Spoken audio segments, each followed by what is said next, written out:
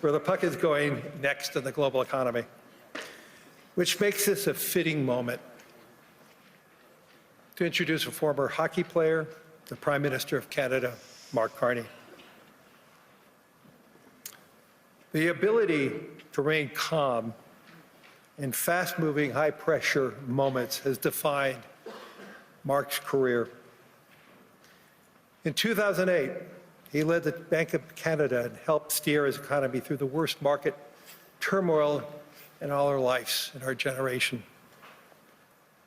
In the aftermath of Brexit, he became the first non-Brit to serve as a governor of the Bank of England.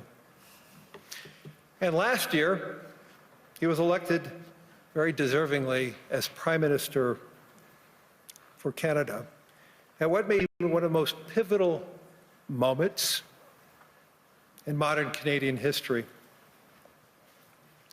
Today, Prime Minister Carney is focused on making Canada a place where it's easier to build, simpler to trade, smarter to invest in, and build more unity across its nation.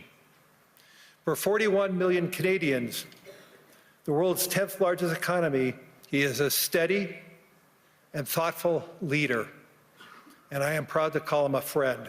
Please join me in welcoming Prime Minister of Canada, Mark Carney.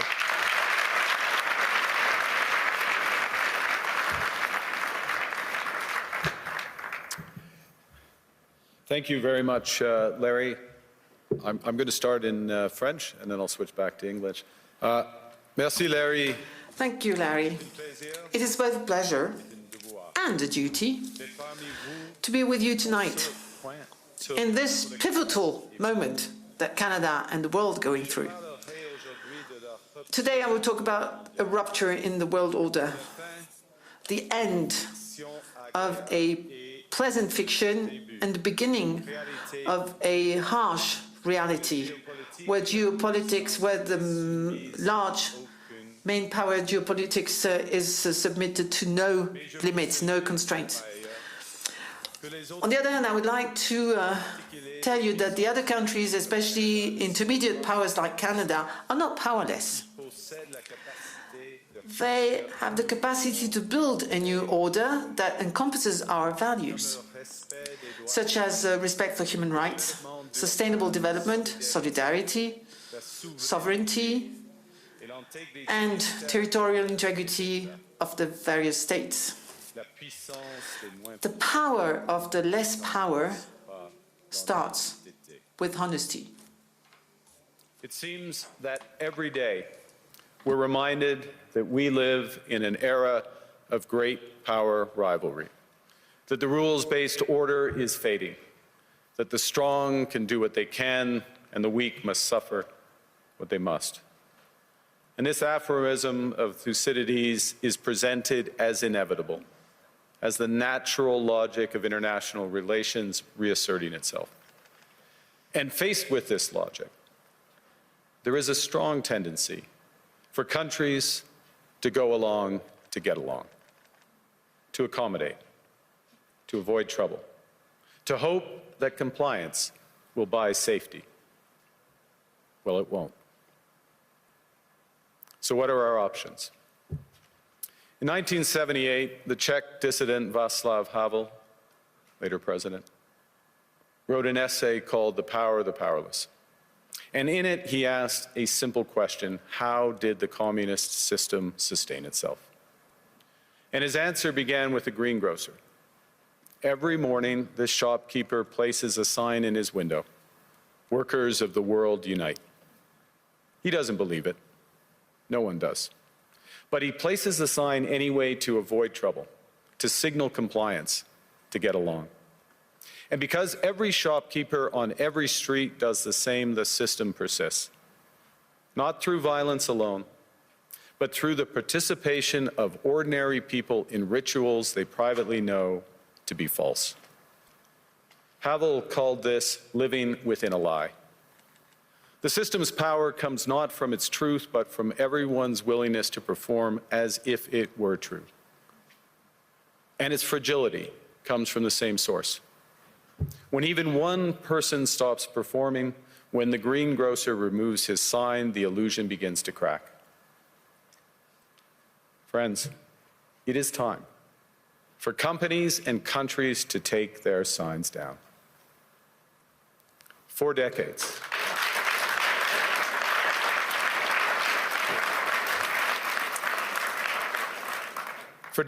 countries like Canada prospered under what we called the rules-based international order. We joined its institutions, we praised its principles, we benefited from its predictability. And because of that, we could pursue values-based foreign policies under its protection.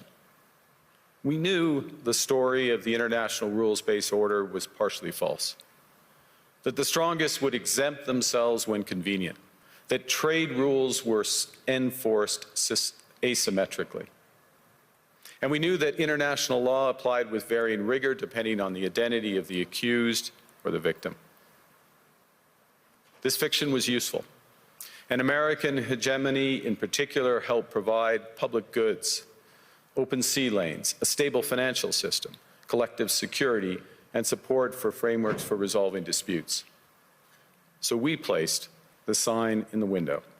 We participated in the rituals, and we largely avoided calling out the gaps between rhetoric and reality. This bargain no longer works. Let me be direct. We are in the midst of a rupture, not a transition. Over the past 2 decades, a series of crises in finance, health, energy, and geopolitics have laid bare the risks of extreme global integration. But more recently, great powers have begun using economic integration as weapons. Tariffs as leverage, financial infrastructure as coercion, supply chains as vulnerabilities to be exploited. You cannot live within the lie of mutual benefit through integration when integration becomes the source of your subordination. The multilateral institutions on which the middle powers have relied, the WTO, the UN, the COP, the architecture, the very architecture of collective problem solving are under threat. And as a result, many countries are drawing the same conclusions, that they must develop greater strategic autonomy in energy, food, critical minerals, in finance and supply chains. And this impulse is understandable. A country that can't feed itself, fuel itself, or defend itself has few options. When the rules no longer protect you, you must protect yourself. But let's be clear-eyed about where this leads. A world of fortresses will be poorer, more fragile, and less sustainable. And there's another truth. If great powers abandon even the pretense of rules and values for the unhindered pursuit of their power and interests, the gains from transactionalism will become harder to replicate. Hegemons cannot continually monetize their relationships. Allies will diversify to hedge against uncertainty. They'll buy insurance, increase options in order to rebuild sovereignty. Sovereignty that was once grounded in rules but will increasingly be anchored in the ability to withstand pressure. This room knows this is classic risk management. Risk management comes at a price. But that cost of strategic autonomy, of sovereignty, can also be shared. Collective investments in resilience are cheaper than everyone building their own fortresses. Shared standards reduce fragmentations. Complementarities are positive sum.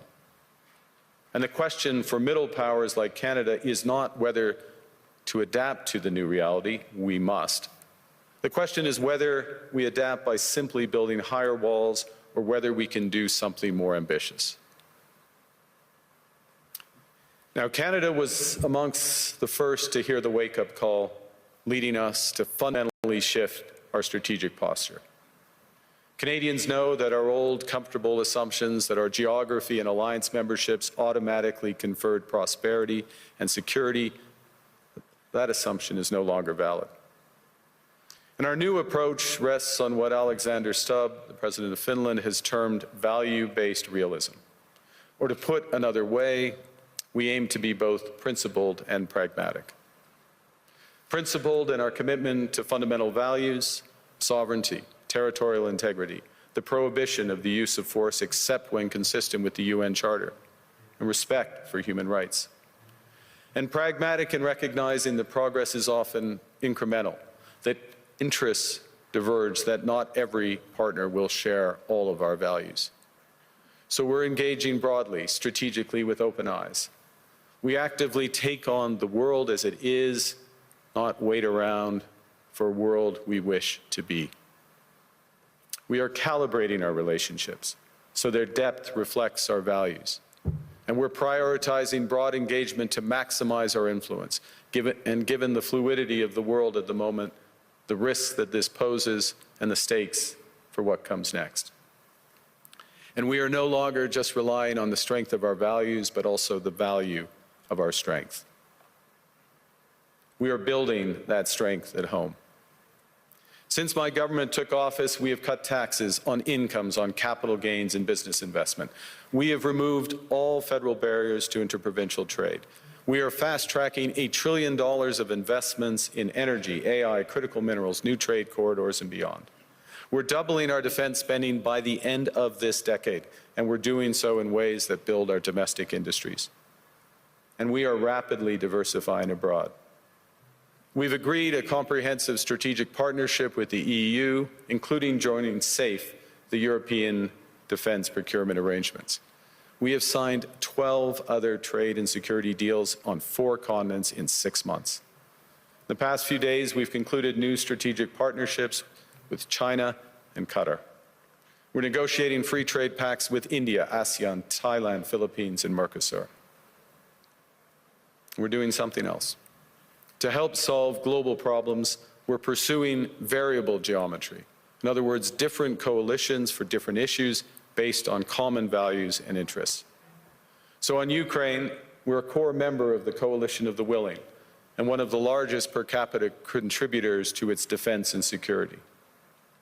On Arctic sovereignty, we stand firmly with Greenland and Denmark and fully support their unique right to determine Greenland's future.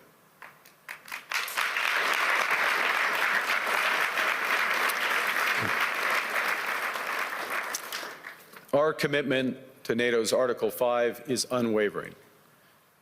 So we're working with our NATO allies, including the Nordic-Baltic Gate, to further secure the alliance's northern and western flanks, including through Canada's unprecedented investments in over-the-horizon radar, in submarines, in aircraft, and boots on the ground, boots on the ice. Canada strongly opposes tariffs over Greenland and calls for focused talks to achieve our shared objectives of security and prosperity in the Arctic. On plurilateral trade, we're championing efforts to build a bridge between the Trans-Pacific Partnership and the European Union, which would create a new trading bloc of 1.5 billion people. On critical minerals, we're forming buyers' clubs anchored in the G7 so that the world can diversify away from concentrated supply. And on AI, we're cooperating with like-minded democracies to ensure that we won't ultimately be forced to choose between hegemons and hyperscalers. This is not naive multilateralism, nor is it relying on their institutions. It's building coalitions that work, issues by issue, with partners who share enough common ground to act together. In some cases, this will be the vast majority of nations. What it's doing is creating a dense web of connections across trade, investment, culture, on which we can draw for future challenges and opportunities. I argue that middle powers must act together because if we're not at the table, we're on the menu. But I'd also say that great powers can afford for now to go it alone. They have the market size, the military capacity, and the leverage to dictate terms. Middle powers do not. But when we only negotiate bilaterally with a hegemon, we negotiate from weakness. We accept what's offered. We compete with each other to be the most accommodating. This is not sovereignty. It's the performance of sovereignty while accepting subordination. In a world of great power rivalry, the countries in between have a choice: compete with each other for favor, or to combine to create a third path with impact. We shouldn't allow the rise of hard power to blind us to the fact that the power of legitimacy, integrity, and rules will remain strong if we choose to wield them together. Which brings me back to Havel. What does it mean for middle powers to live the truth? Well, first, it means naming reality. Stop invoking rules-based international order as though it still functions as advertised. Call it what it is: a system of intensifying great power rivalry where the most powerful pursue their interests using economic integration as coercion. It means acting consistently, applying the same standards to allies and rivals. When middle powers criticize economic intimidation from one direction but stay silent when it comes from another, we are keeping the sign in the window. It means building what we claim to believe in. Rather than waiting for the old order to be restored, it means creating institutions and agreements that function as described. And it means reducing the leverage that enables coercion. That's building a strong domestic economy. It should be every government's immediate priority. And diversification internationally is not just economic prudence, it's a material foundation for honest foreign policy, because countries earn the right to principled stands by reducing their vulnerability to retaliation. So Canada. Canada has what the world wants. We are an energy superpower. We hold vast reserves of critical minerals. We have the most educated population in the world. Our pension funds are amongst the world's largest and most sophisticated investors. In other words, we have capital, talent. We also have a government with immense fiscal capacity to act decisively. And we have the values to which many others aspire. Canada is a pluralistic society that works. Our public square is loud, diverse, and free. Canadians remain committed to sustainability. We are a stable and reliable partner in a world that is anything but. A partner that builds and values relationships for the long term. And we have something else. We have a recognition of what's happening and a determination to act accordingly. We understand that this rupture calls for more than adaptation. It calls for honesty about the world as it is. We are taking the sign out of the window. We know the old order is not coming back. We shouldn't mourn it. Nostalgia is not a strategy. But we believe that from the fracture, we can build something bigger, better, stronger, more just. This is the task of the middle powers. The countries that have the most to lose from a world of fortresses and the most to gain from genuine cooperation. The powerful have their power. But we have something too. The capacity to stop pretending, to name reality, to build our strength at home, and to act together. That is Canada's path. We choose it openly and confidently, and it is a path wide open to any country willing to take it with us. Thank you very much.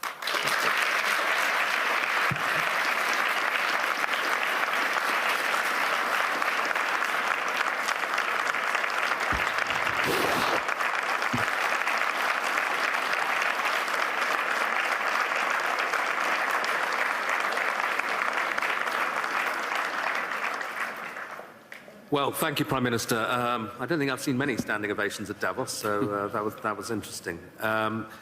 You said, there was a phrase in your speech where you said sovereignty now is the ability to withstand pressure.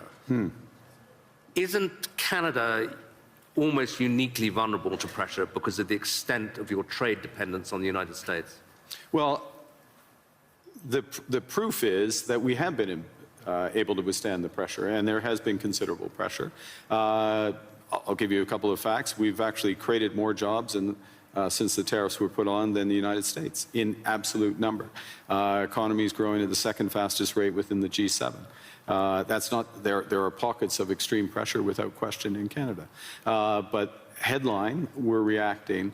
The second thing, and it's a fundamental point, is the recognition that we can give ourselves far more than any foreign country can take away. There's lots of efficiencies in having one Canadian market, the $1 trillion of domestic investment, and building these partnerships abroad, all of which are bigger returns than what's been lost. That's not to say we would rather not lose it, but we can withstand the pressure, and we are. And I was interested that you said basically the old world's not coming back. So you're not seeing this as a period where you just have to get through and normalcy will return. I think that is our view. And we regret it, but we're not going to sit around and mourn it. We're acting. And we're acting in a way, both that's in our interests, but we believe in a way with others that's building imperfectly in steps a new system. I'll give you one example and hand back, which is we are members of trade agreements that comprise already 1.4 billion people around the world. So we have the most extensive network. We are trying with others to bring some of those networks together. The most prominent example is the Trans-Pacific Partnership in the EU, acting as a bridge. It's not a direct benefit for Canada, but it is a benefit for Canada that these groups come together. Ngozi is here, consistent with the WTO rules, both of which are. And in that way, we're building back out amongst willing partners. And you talked about the need not to put the sign in the window anymore, to pretend that things are still the same. Do you think, to put it directly, that the NATO alliance is still doing that, still pretending it's the old transatlantic partnership, when it's really kind of going? Well, I think clearly NATO is experiencing a test right now, and the first response to that test has to be to respond in a way that ensures the security of the Arctic in a robust way for all possibilities. This is actually a point that we have been making in recent years. It's a point that I made at the NATO summit back in June, which seemed like a pledging summit, but also was to get NATO policies in the right direction. So I think in the immediate term, one of the imperatives is to reinforce things that Canada is doing, Nordic Baltic 8 are doing, the UK are doing, other NATO partners, France included, in a comprehensive way that provides much greater security in the Arctic. This is the test, and so I wouldn't say the NATO sign stays in the window, but we've got to meet the moment of that. You also, a big theme of your speech was the need for middle powers to work together. Yeah. But you've just been to the other great power, to China. And I think people are very intrigued by seeing that meeting. And some people say, kind of, that's a mistake, really, because you're going to make yourself more dependent on China. They're not that benign either. The US will be very annoyed. What's the defense of what you're doing, and what do you hope to get out of it? Well, the first thing is to say it's not a defense. I know the way you frame the question, but it's offense. It's building out. It's something positive as opposed to against. We're for something as opposed to being against. The second is, there are very clear guardrails in that relationship. I spoke of calibration of relationships in my remarks. That's what I mean by it. But within those clear guardrails are huge opportunities in energy, both clean and conventional, obviously in motor vehicles, in agriculture, in financial services, all of which is mutually beneficial. So it's additive, and look, it's the second largest economy and it's our second largest trading partner. We should have a strategic partnership with them. Within those guardrails, and that's what we've achieved. And it is an interesting reversal, though, because I think certainly during the Biden administration, there was this sense that the Western world was trying to decouple from China, or de-risk at least, yeah. And is now in this new world, that really going to go into reverse, and de-risking from China, because there are other risks, is less of a thing. You need, again, many in this room, this is their livelihood, you need a web of connections.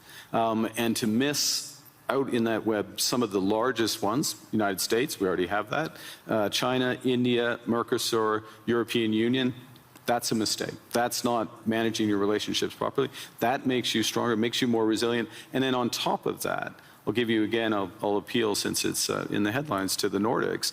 Nordics plus Canada, it's 20% of global GDP.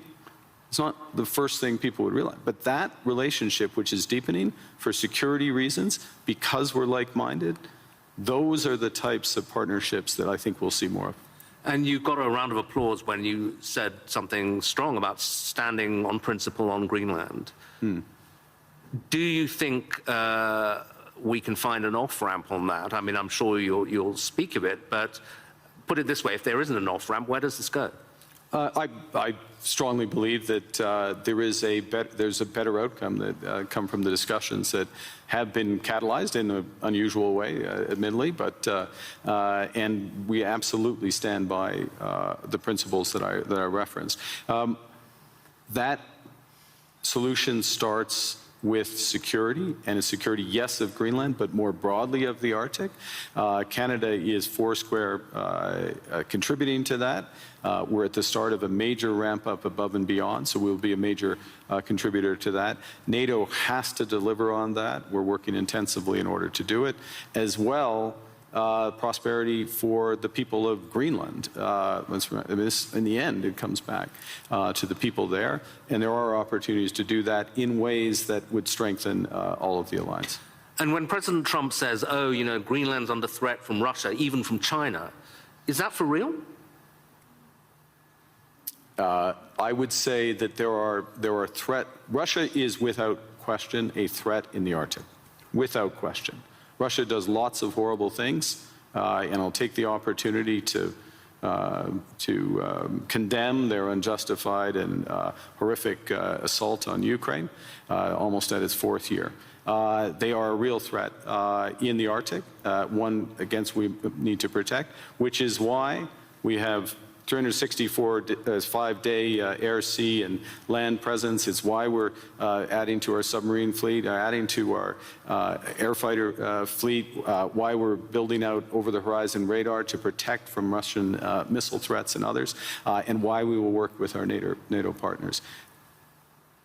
The threat is more prospective than actual at this stage in terms of actual activity in the Arctic, and we intend to keep it that way. Another big issue that's going to come up this week is this board of peace that President Trump is keen on. I'm not sure whether it's for Gaza or for the entire world, but apparently Canada's been invited. Are you going to join? We have been invited, and let me start by, I think we should recognize the progress that has been made in at least getting towards the end of the first phase of this process. And the activation, if I can put it that way, of the process to set up the Board of Peace is the start of phase 2. Our view is, and that's to be welcomed, and this is a positive vehicle. Our view is we need to work on the actual structure of the vehicle. You just referenced, is it for Gaza?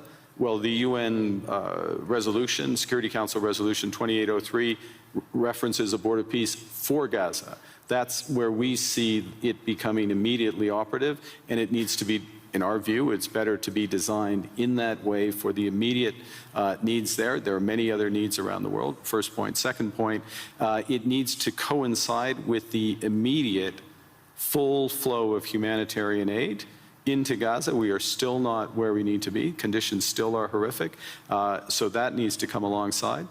We think there's aspects of the governance and the decision-making process that could be improved, but we will work with others, obviously work with the United States, because we will do anything that we can to improve the situation, the horrific situation there, and to move onto a path to a true two-state solution. There's a suggestion you can get permanent membership of the Board of Peace by ponying up $1 billion. You going to write a check for that? We would write checks and deliver in kind to improve the welfare of the people of Palestine. But we want to see it delivered direct to those outcomes promoting peace, and so the mechanics and how it works that way. Okay, final question.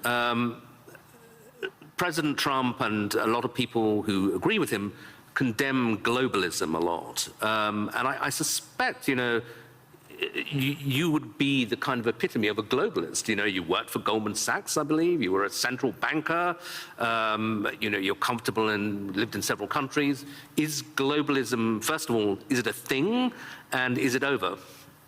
I think, well, look, understanding how the world works, having an appreciation for other cultures, understanding the connections, and being able to, or at least appreciating ways that how we connect, whether it's through technology, trade, investment, culture, can enrich our lives, and that's a good thing, and also help solve problems.